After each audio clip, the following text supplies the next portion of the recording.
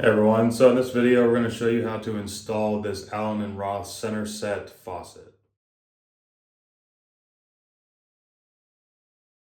So before you get started, just a couple of things you're going to need. Most likely, it's helpful to have some vice grips on hands to remove the old plumbing and to tighten up the new stuff.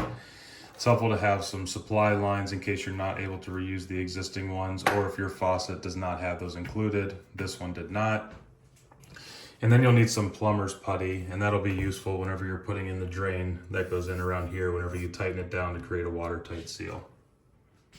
So in this video, I wasn't intending to show how to remove the old faucet, more focused on installing the new one, but just to show you quickly, I did already disconnect a lot of this.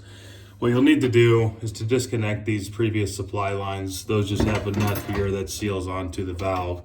If you just twist that off, you might need those vice grips to do so. And pull that out, then you'll be able to get that old one out. But you'll also need to take out the existing plumbing, which this one just had an extension tube, and then the P-trap down here that was connected. Those are easy to remove just by unscrewing those nuts. So all that was able to easily pop off. And then your old drain assembly can be removed. Also, to get out that old faucet, you'll need to untighten these assemblies here. It might look a little different depending on the one that you have, but there will be something that's securing that in place. So for mine, I just need a socket wrench here to get that out.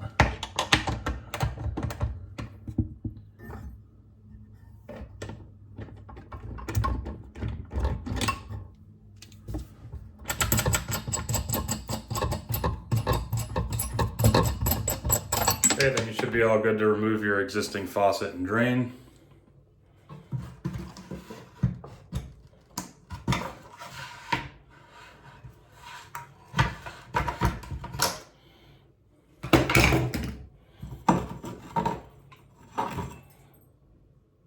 And then while you've got that taken off, you're going to want to do a little bit of cleanup of all that residue and buildup that's been there.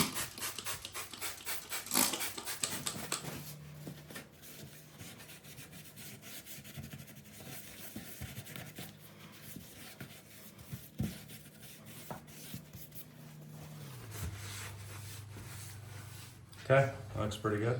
Now we're ready to throw in our new faucet and do the previous mounting holes. But before we do that, I just want to show you, this is the piece that's going to be underneath of the sink that's going to be tightening this. So this slides on pretty simply, but then as you go ahead and tighten it, you'll see that these little clamps right here, they'll squeeze in, and that's what actually will keep it in place. So it's loose whenever it goes on, slides on nice and easy. And as you tighten it, those will come in to actually grab onto the threads.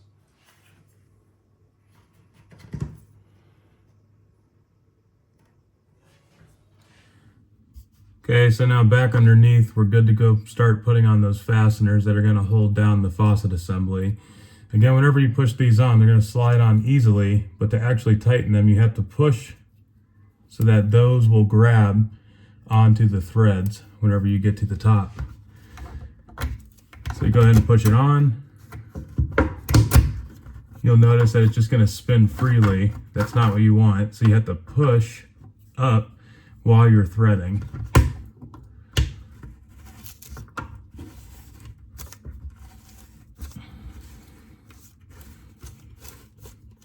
Okay, now you can see that's nice and tight. I can't move it. You don't want to make it too tight because on the top you're going to want to actually make sure your faucet is flush with the sink. Okay, same thing on the other side.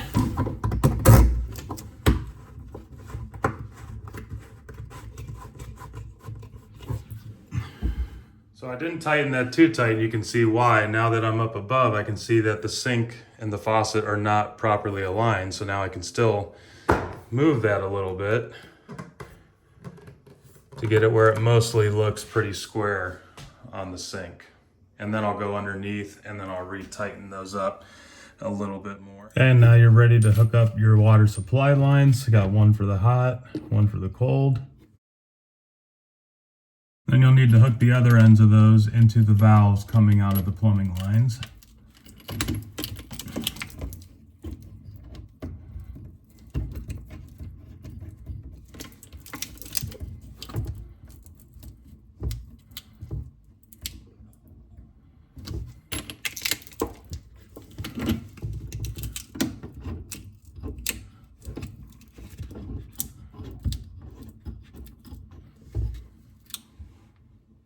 And this is where those vice grips will come in handy. You are going to want to more than hand tighten these. So you're going to want to take the vice grips and just go another couple turns if you can, but don't over tighten it. You don't want to break these valves.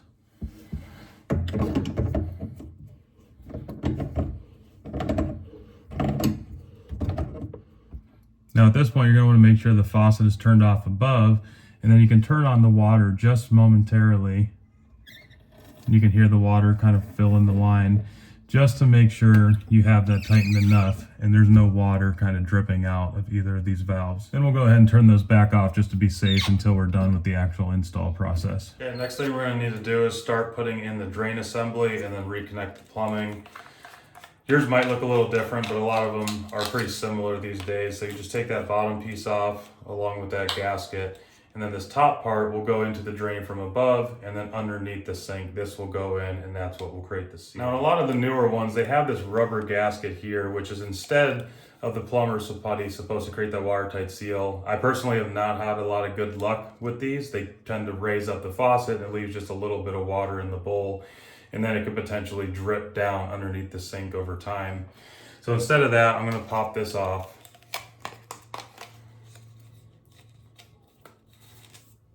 And then I'll end up using kind of the classical plumber's putty around that instead. So the plumber's putty, just go ahead and open that up, and we'll grab a nice ball of that. A lot of this, even though it seems like a lot, is gonna end up getting peeled away anyways, which can be reused in the future, but go ahead and roll that into a snake. This is gonna go around the bottom of your drain assembly where it meets the sink, okay? Just wrap that around there. And like I said, it's okay that there's some excess anyways. It's gonna be more than enough and it'll end up being peeled away. And then you'll just push that down into the drain. Give it a little bit of a push for now, but what's really gonna tighten it is whenever we put this on underneath and then tighten it up real good, that's gonna push this out even further and create a better seal. Back underneath now, we're gonna put on that fastener, as well as the gasket must go on first. That's going to slide up in there and then create that watertight seal, and it'll also condense that plumber's putty we put in on the top side. And then as you're tightening, also make sure this whole assembly is not just rotating as you're tightening. So you might need to use one hand to hold that still, or if you have another set of hands that can help you out.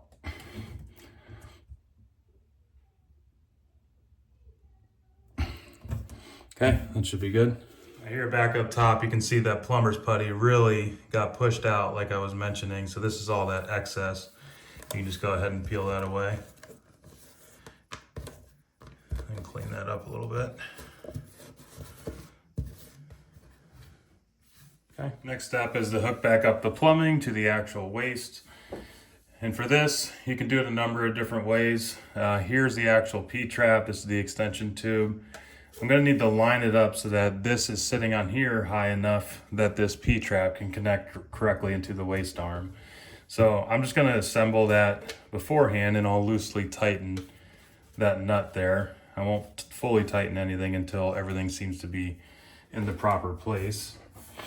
So, gotta put this nut onto the drain pipe first, and then this ring here. This may not come with yours. You might have to buy a separate P-trap or just buy one of these separate, but this slides up onto that drain assembly.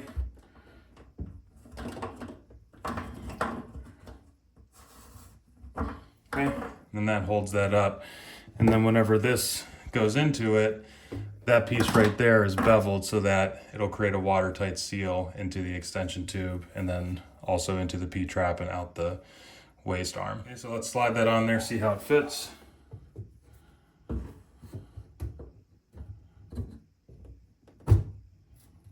Okay.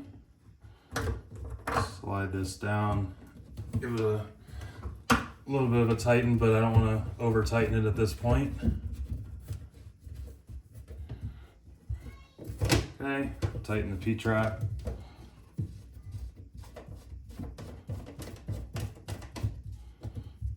Okay. Now everything seems to be fitting pretty well. Then I'll go in and hand tighten all of these connections just to make sure they're pretty solid. But again, you don't want to use vice grips here and over tighten and then snap these nuts.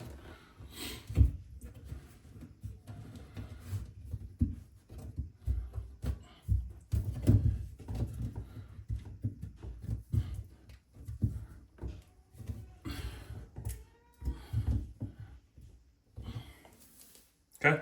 Now we can turn the water back on at the valves, but for this point, we don't yet want to turn on the water at the faucet. There's one more thing you're supposed to do before you do that, just to flush the lines.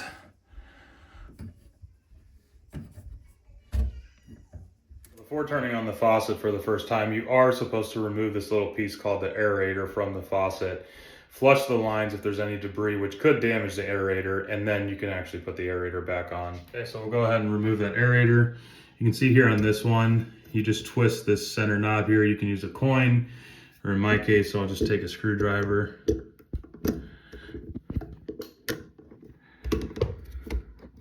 Twist that off.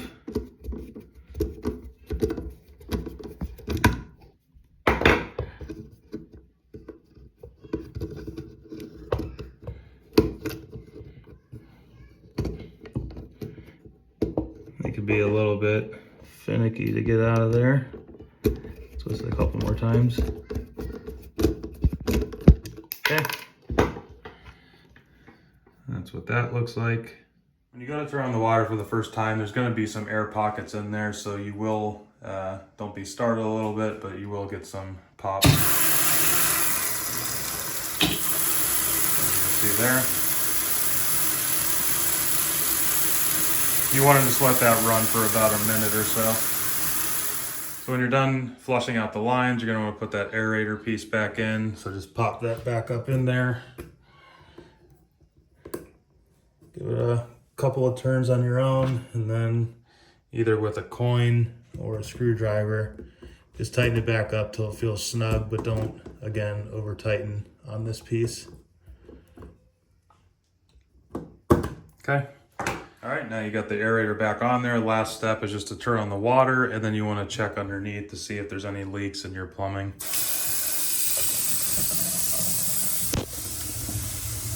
Okay, so you should be checking right here where it meets the sink, where the drain pipe meets the extension tube meets the P-trap, and where the P-trap goes into the waste arm. In my case, I didn't touch this back piece, but you'd also want to check there. Everything feels dry though, so we're all set. So one thing I wanted to call out is I actually ended up installing 2 of these. It was a double sink vanity. The difference between using the plumber's putty and the built-in wax ring, and I'll actually use some food coloring to show what the difference looks like, but because the wax ring does not compress down quite as much, the drain is actually raised up a little bit higher. And then it causes, whenever you're not running water, for that water to kind of just sit in the bowl. And I'll kind of show that with the food coloring, it'll be easier to see. So we'll just run a little bit of water with each of those.